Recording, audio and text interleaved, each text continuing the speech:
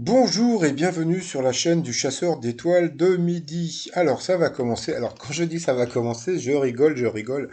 Bon, aujourd'hui je suis allé faire des petites courses, j'arrive à midi 5. Vous voyez ce que je veux dire? Midi 5 et et je suis arrivé, c'était déjà le duel. Rendez compte à midi 5, c'est-à-dire que les 12 coups de midi, à peine j'arrive, c'était déjà le duel. Donc bon, j'ai dû attendre de voir la rediff sur ma TF1.fr pour pouvoir revoir l'émission.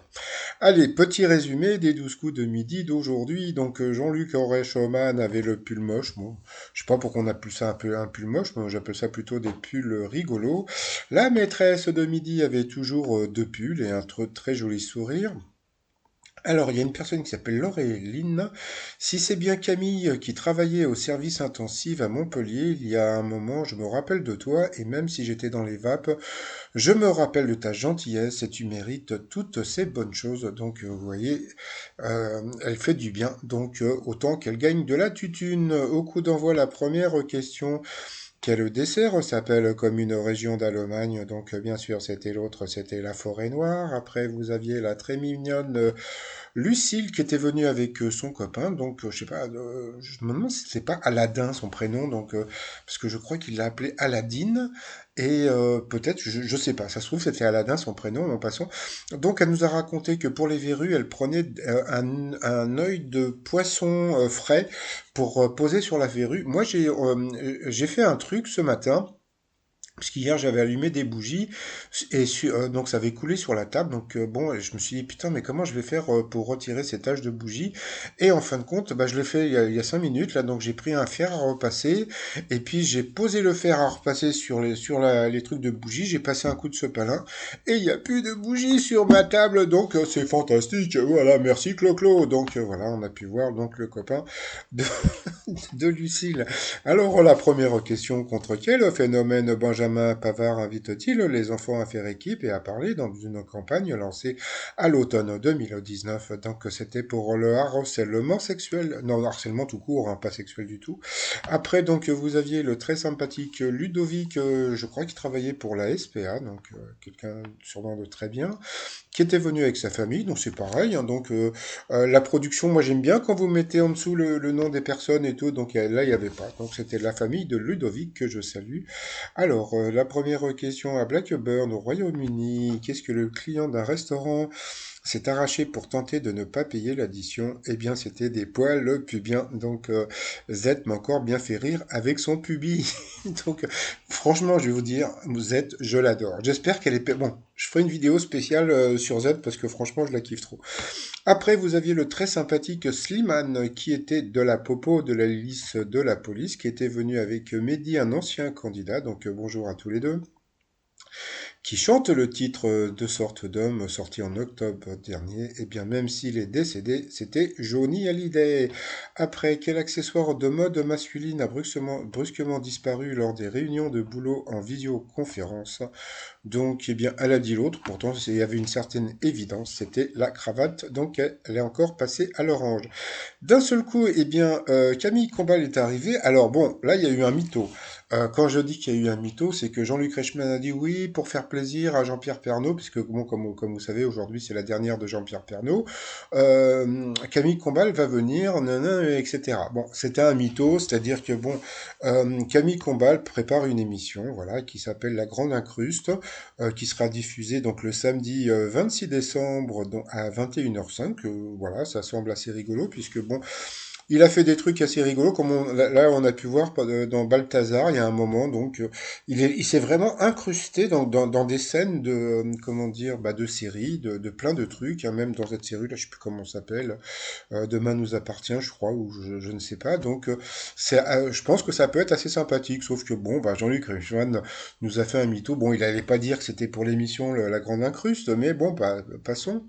Donc, ensuite, pour quelle raison le Taj Mahal a-t-il été exclu des guides touristiques édités par le ministre du Tourisme de sa province? Parce qu'il n'est pas assez typique. Putain, si tu trouves que le Taj Mahal n'est pas assez typique, hein, Donc sur cette question, eh bien Lucille est passée au rouge. Qui dit rouge dit duel. Elle a pris Ludovic en duel. Il y a eu une question qui était assez simple. Dans quelle fable de La Fontaine lit-on rien ne sert de courir, il faut partir à point. Donc bien sûr c'était le lièvre et la tortue. Donc après donc Ludovic, Camille et Slimane se seront trouvés au coup par coup. D'abord c'est Slimane qui est passé à l'orange. Après je crois qu'il y a eu un coup pour rien puisque à ce moment-là, donc il y a le fils de Jodassin qui est venu avec Clara, je crois. Je ne connaissais pas cette jeune fille, donc voilà. Donc c'est vrai qu'il lui ressemble. Et il ressemble aussi à une personne que je connaissais qui s'appelait Jean-François Camilleri, qui était un des PDG de Disney. Bon, passons. Et donc voilà, donc il est venu faire de la promo. Ensuite, eh bien, ah, ça faisait longtemps. Eh bien, Camille est passé à l'orange. Après, ça a été Ludovic de passer à l'orange. Et puis après, c'est encore été Slimane de passer à l'orange. Donc au rouge, qui dit rouge dit duel. Il a pris Ludovic en duel, qui a eu une question là qui n'était pas évidente. Quel rugbyman n'apparaît pas dans au moins 5 éditions du calendrier des dieux du stade? Donc je crois qu'il a dit Dimitri Zadravski, et en fin de compte c'était Frédéric Michalak. Donc eh bien à la fin, eh bien on a pu voir que Slimane et Camille se sont retrouvés en coup fatal. Donc au début ça se passait plutôt bien pour Slimane, et puis bon il y a eu un truc que j'ai trouvé un tout petit peu injuste. C'est que il y a un moment, bon, Jean-Luc Reichmann a dit, moi, qu'est-ce qu'on peut trouver à côté d'un poivrier? Bon, voilà. Et Slimane a dit le sel. Bah oui. Et Jean-Luc Reichmann a dit non, la salière. Bah, la salière, le sel, on le trouve quoi? Non, bah, c'était donc bon. Donc j'ai trouvé ça un peu injuste parce que en général, bon, quand une personne se plante, après, donc au niveau du cerveau, pour tout le monde, hein, voilà quoi. Donc je pense qu'il a beaucoup perdu de temps juste sur une question sur laquelle il aurait pu gagner. Mais bon, comme je dis, c'est le jeu, ma pauvre Lucette. Donc à la fin, donc on a pu voir que bien Camille avait gagné. Voilà, donc elle a beaucoup moins le sourire en ce moment puisqu'elle se plante pas mal. Ensuite, par rapport au coup de maître, première question à la boulangerie, quel est l'alter ego du croissant au beurre? Donc c'était, bon j'ai pas mis les trucs en dessous, mais bon c'était le croissant ordinaire, hein, donc voilà. Quel nom donne-t-on à une région située en retrait d'une région côtière, comme près de Nice par exemple?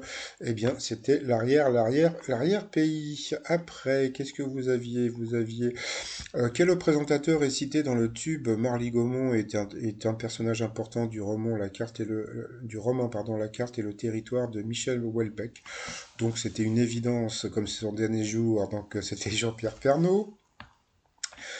Quel acteur rejoint le casting de la saison 10 de la série américaine Horror Story? Donc elle a dit au pif Macaulay Culkin. Donc là c'est pas évident de dire bon quand c'était Léo je disais qu'il avait de la chatte, mais bon c'est pas évident de dire par rapport à une candidate qu'elle a voilà quoi. Donc qu'est-ce que je pourrais dire par rapport à une fille bah elle a eu de la chance. Bon voilà parce qu'après ça peut faire vulgaire quand on dit ça par rapport à une fille.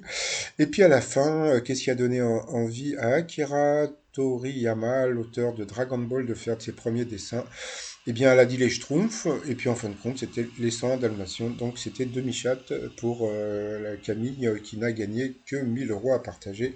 Donc là, elle faisait un peu la tête-tête, parce que c'est vrai que bon, quand tu as l'habitude de gagner des 5 000 et des 10 000 €, eh ben ça fait bizarre de ne gagner que 500 €. Mais bon, c'est quand même 500 €, donc je ne pense pas qu'une infirmière gagne 500 € par jour.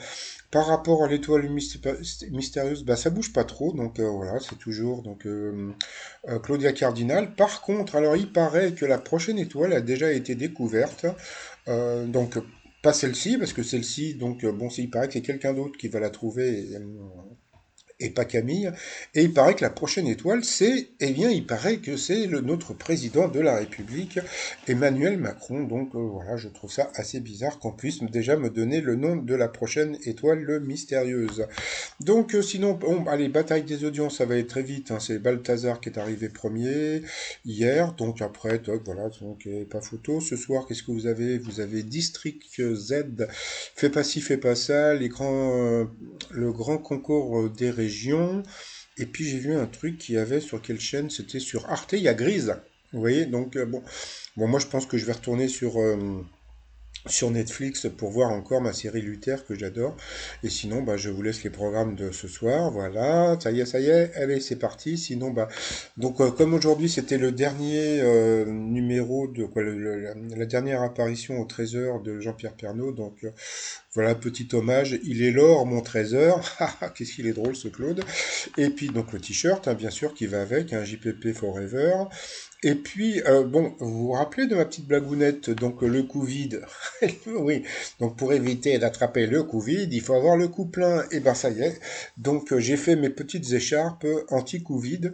Donc voilà, donc il y a trois couleurs. Donc il y a rose, un petit rose, voilà, un petit rouge fuchsia pour les filles, un petit gris pour les hommes, et puis un petit un peu jaune orangé pour les mixtes, hein, parce que bon, moi je sais que je pourrais porter aussi bien le jaune, peut-être pas le rose, mais bon, au moins le rose et le gris. Donc voilà, donc il y a plusieurs marquages, hein, mais je prends le marquage le plus simple, hein, parce que bon, je trouve que c'est beaucoup plus simple. Et puis quand c'est déplié, ça fait comme ça. Donc voilà, comme ça vous pouvez le mettre autour du cou et ça peut faire rire les gens autour de vous. Donc tout ça c'est sur le site trosmignon.com. Et sinon, bon, bah, elle était quand même contente, hein, 45 200 euros à son compteur. Et puis bah, Jean-Luc Reichmann en fait encore un petit coucou pour Jean-Pierre Pernaut. Donc voilà, donc il y a eu beaucoup de larmes conduites versées aujourd'hui. Allez, je vous dis à demain, portez-vous bien, bye bye.